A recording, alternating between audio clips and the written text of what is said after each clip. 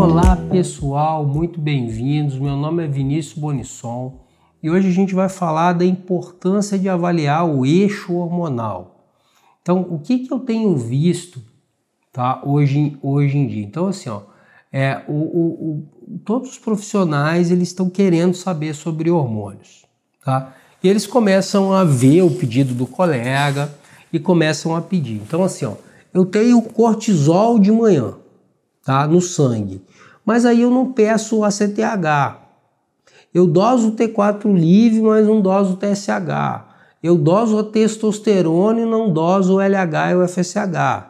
Então, o que está acontecendo? Eu estou avaliando, eu preciso ter uma avaliação de eixo. O que é o eixo? Eixo é o hipotálamo, a hipófise e a glândula que eu quero avaliar.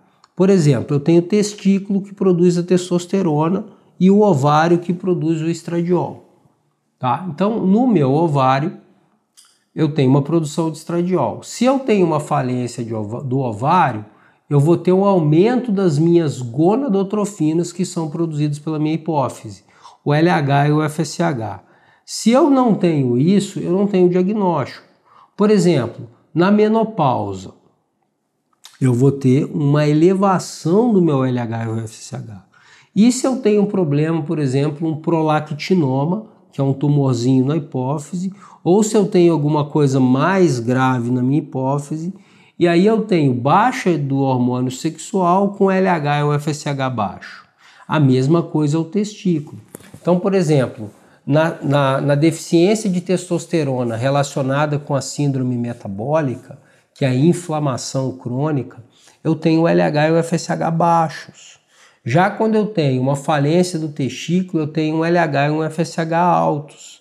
E geralmente quando o LH e o FSH estão altos, a minha testosterona não está tão baixa.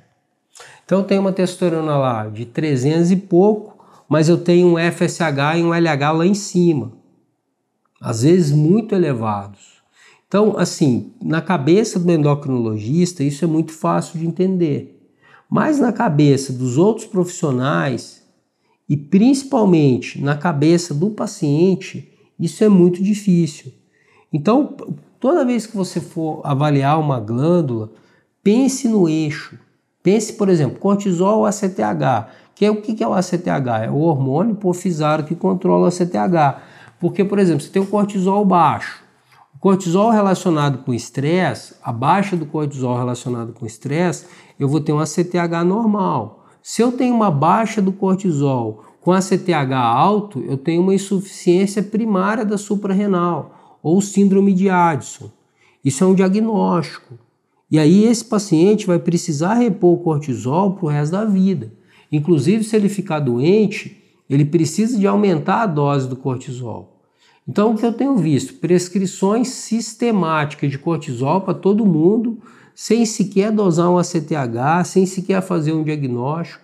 Então, assim, se você é profissional de saúde e quer trabalhar com hormônio, busque um diagnóstico. Busque o quê? Cursos, livros que mostrem para vocês um embasamento técnico da fisiologia, para que vocês possam entender o que está acontecendo naquele paciente. Senão vocês estão tratando um problema, mas não sabem o que vocês estão tratando. E aí fica complicado, inclusive se vai desmamar, se não vai desmamar. Então o cortisol ele deve ser prescrito em último caso. O mais importante é recuperar a suprarrenal, porque a suprarrenal não está ruim. O que está ruim é a inflamação crônica e o eixo hipotálamo hipofisário que está inflamado.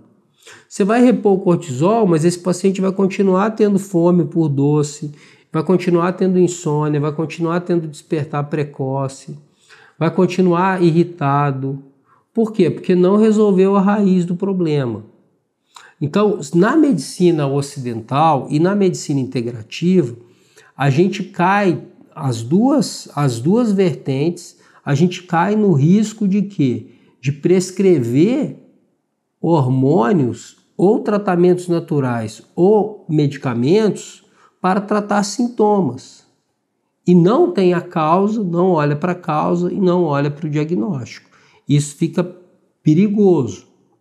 Então, se eu quero investigar o meu cortisol, eu posso fazer um cortisol salivar, uma curva de cortisol salivar. Eu posso fazer o meu CAR, que é o índice do estrogênio ao despertar. Tá? O estrogênio não, do cortisol.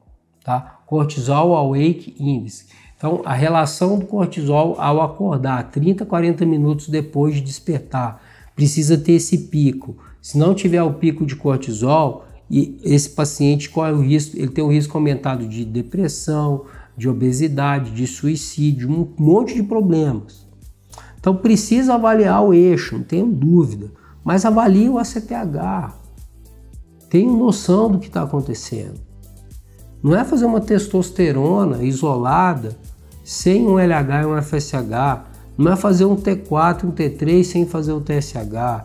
Precisa avaliar o eixo, a importância de avaliar o eixo.